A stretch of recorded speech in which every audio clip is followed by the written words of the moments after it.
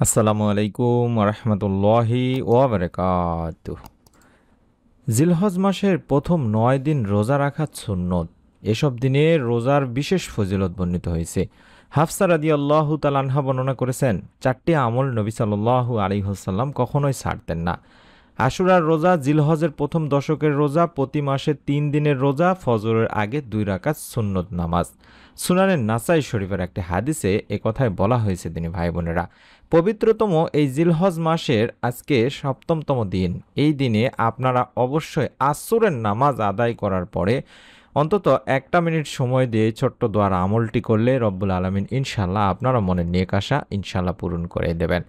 আমরা জানি যে সামনে যেহেতু আরাফার রোজা, শুক্রবারে অর্থাৎ বৃহস্পতিবার দিবাগত রাতে সাহারি করার পরে আমরা অবশ্যই একটি রোজা রেখে আমলটি করার চেষ্টা করব।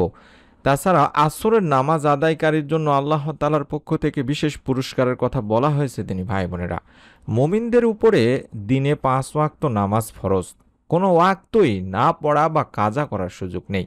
তবে আসরের নামাজের আলাদা গুরুত্বের কথা বর্ণিত হয়েছে কোরআন ও হাদিসে। আল্লাহ তাআলা পবিত্র কোরআনে বলেছেন, তোমরা সব নামাজ এবং মধ্যবর্তী নামাজের প্রতি যত্নবান হও। সূরা বাকারার 238 নম্বর একটি হাদিস। আর এখানে মধ্যবর্তী নামাজ বলতে আসরের নামাজকে বোঝানো হয়েছে, কারণ এই নামাজের আগেও 2 ওয়াক্ত নামাজ রয়েছে, পরেও 2 ওয়াক্ত নামাজ রয়েছে। মুফাসসিরিনে কেরামেরা বর্ণনা করেছেন যে আসরের নামাজ বেশি গুরুত্বপূর্ণ হওয়ার অন্যতম কারণই হলো সাধারণত এই সময় মানুষ কাজকর্মে ব্যস্ত থাকে, ফলে নামাজ আদায়ে গাফিলতি হওয়ার যথেষ্ট আশঙ্কা থাকে।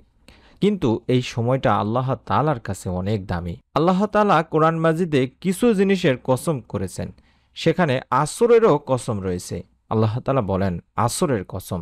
সূরা আসর 1 নম্বর আয়াতে বলা হয়েছে। উল্লেখিত দুটি আয়াত থেকে বোঝা যায় যে আল্লাহ তাআলার কাছে আসরের নামাজ কতটা গুরুত্বপূর্ণ। এছাড়া আরেক আয়াতে তিনি বলেছেন, আপনার রবের প্রশংসা করুন সূর্যোদয়ের আগে এবং সূর্যাস্তের আগে। এই আয়াতেও সূর্যোদয়ের আগে মানে ফজরের এবং সূর্যাস্তের আগে মানে আসরের, এই 2 ওয়াক্তের বা এই 2 নামাজের গুরুত্ব তুলে ধরা হয়েছে। এছাড়াও হাদিসে এই নামাজের বহু ফজিলত বর্ণিত হয়েছে। আবু হুরায়রা রাদিয়াল্লাহু তাআলা আনহু থেকে বর্ণিত, নবী সাল্লাল্লাহু আলাইহি ওয়াসাল্লাম বলেন, ফেরেশতারা পালাবদল করে তোমাদের মধ্যে আগমন করেন, একদল দিনে একদল রাতে। আসর ও ফজরের নামাজে উভয় দল একত্রিত হয়। তারপর তোমাদের মধ্যে রাত যাপনকারী দলটি যখন উঠে যায়, তাদের প্রতিপালক তাদের জিজ্ঞাসা করেন, আমার বান্দাদের কোন অবস্থায় রেখে এলে? অবশ্য তিনি নিজেই বান্দাদের ব্যাপারে সর্বাধিক জ্ঞাত। জবাবে ফেরেশতারা বলেন, আমরা তাদের নামাজরত দেখে এসেছি। আমরা যখন গিয়েছিলাম তখনও তারা নামাজরত ছিল। এটি বুখারী শরীফের একটি হাদিস। সুতরাং যে ব্যক্তি নিয়মিতভাবে ফজর ও আসরের নামাজ জামাতে আদায় করেন, ফেরেশতারা আল্লাহ তাআলার কাছে তার ব্যাপারে প্রতিদিন বলছেন যে আমরা যখন পৃথিবীতে গিয়েছি তাকে নামাজরত দেখেছি, যখন পৃথিবী থেকে এসেছি তখনও তাকে নামাজরত দেখেছি। তাই এই 2 ওয়াক্তের নামাজকে এতটা গুরুত্ব দেওয়া হয় দিনী ভাই বোনেরা। আর আমরা জানি যে আসরের পরে দোয়া কবুল হয় থাকে। এই সময়টিতে আমরা যদি বেশি করে দরুদ পাঠপূর্বক একটা দোয়া পড়তে পারি, রব্বুল আলামিন আমাদেরও মনের নেক আশা পূরণ করবেন, আমাদেরও দোয়া ইনশাল্লাহ কবুল করে নেবেন। দরুদ এমন একটি আমল যে দরুদবিহীন দোয়া আল্লাহ তাআলার কাছে পৌঁছাবেই না। যদি আপনি দোয়ার সময় দরুদ না পড়েন, সেই দোয়া আল্লাহ তাআলার কাছে পৌঁছাবে না। হযরত আনাস রাদিয়াল্লাহু তাআলা আনহু থেকে বর্ণনা করা একটা হাদিস পাওয়া যায়, যেখানে বলা হয়েছে আল্লাহ রাসূল সাল্লাল্লাহু আলাইহি ওয়াসাল্লাম বলেছেন যে যতক্ষণ রাসূল পাক সাল্লাল্লাহু আলাইহি ওয়াসাল্লামের উপর দরুদ পড়া হবে না, ততক্ষণ তা বাধাগ্রস্ত অবস্থায় থাকবে। অর্থাৎ এ দোয়া আল্লাহ তাআলার কাছে পৌঁছাবে না এবং এ দোয়া কবুলও করা হবে না। এছাড়াও দরুদের অনেক ফজিলত রয়েছে, যেমন দরুদ পাঠকারীর জন্য ফেরেশতারা দোয়া করেন। আমির বিন রাবিয়া রাদিয়াল্লাহু তাআলা আনহু থেকে বর্ণিত, নবী সাল্লাল্লাহু আলাইহি ওয়াসাল্লাম বলেছেন, যখন কোনো মুসলিম আমার প্রতি দরুদ পাঠ করে এবং যতক্ষণ সে আমার প্রতি দরুদ পাঠরত থাকে, ততক্ষণ ফেরেশতারা তার জন্য দোয়া করতে থাকেন। অতএব বান্দা চাইলে তার পরিমাণ অর্থাৎ দরুদ পাঠের পরিমাণ কমাতেও পারে বা বাড়াতেও পারে। তাহলে বুঝতে পারছেন কতটা গুরুত্বপূর্ণ দরুদ। এছাড়াও দরুদ পাঠ করলে বিশ্বনবী সাল্লাল্লাহু আলাইহি ওয়াসাল্লামের সুপারিশ পাওয়া যায়।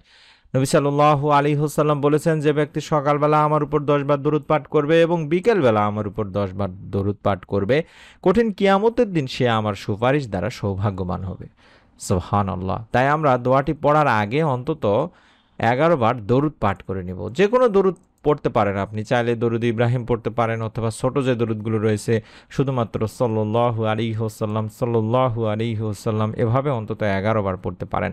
তারপরে মনের নেক আশা পূরণের এই দোয়াটি অন্তত দেখে দেখে হলেও একবার পাঠ করবেন। জীবনের ইচ্ছা পূরণের দোয়াটি আপনারা যদি মনের মধ্যে শতভাগ বিশ্বাস নিয়ে পড়েন, আল্লাহকে ডেকে ডেকে দোয়াটি করতে পারেন, রব্বুল আলামিন আপনার দোয়া ইনশাআল্লাহ ফিরাবেন না। কারণ রব্বুল আলামিন আল্লাহ তাআলা নিজেই বলেছেন যে আর তোমাদের রব বলেছেন তোমরা আমাকে ডাকো, আমি তোমাদের জন্য তোমাদের ডাকে সাড়া দেব। নিশ্চয়ই যারা অহংকারবশত আমার ইবাদত থেকে বিমুখ থাকে তারা অচিরে লাঞ্ছিত অবস্থায় জাহান্নামে প্রবেশ করবে। সূরা গাফিরের 60 নম্বর আয়াতে বলা হয়েছে।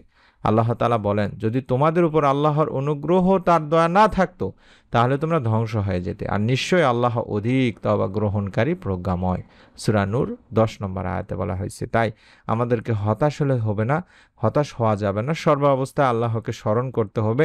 মনে রাখতে হবে যে আল্লাহর অনুগ্রহ, আল্লাহর দয়া মায়া আমাদেরকে সবসময় আবৃত করে রাখেন। যদি আল্লাহর অনুগ্রহ তার দয়া না থাকতো তাহলে আমরা ধ্বংস হয়ে যেতাম। এবং বিশ্বনবী সাল্লাল্লাহু আলাইহি ওয়াসাল্লামের হাদিস থেকে নেওয়া ইসমে আজমের এই দোয়াটির মাধ্যমে যদি আল্লাহ তাআলাকে আমরা মন থেকে ডাকতে পারি, আমাদেরও মনের নেক আশা আল্লাহ তাআলা পূরণ করে দেবেন।